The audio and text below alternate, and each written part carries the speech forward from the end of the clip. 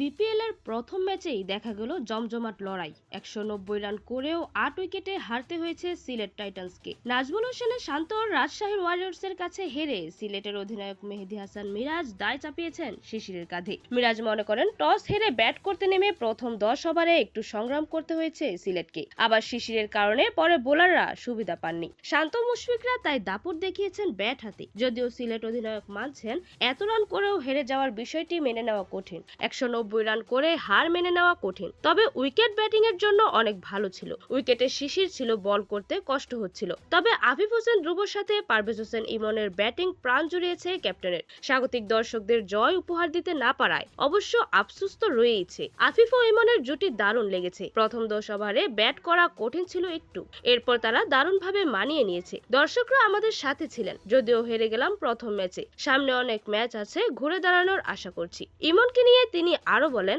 গত কয়েক সিরিজ ধরে ইমন ৪ নম্বরে ব্যাট করছে। সামনে বিশ্বকাপ আছে, আশা করি ৪ নম্বরেই সে মানাবে। এ কারণেই আমরা ওকে ৪ নম্বরের সুযোগ দিয়েছি। পরবর্তী খেলার আপডেট জানতে অবশ্যই চ্যানেলটি সাবস্ক্রাইব করে রাখুন। ধন্যবাদ। লেভাজ নিউজ।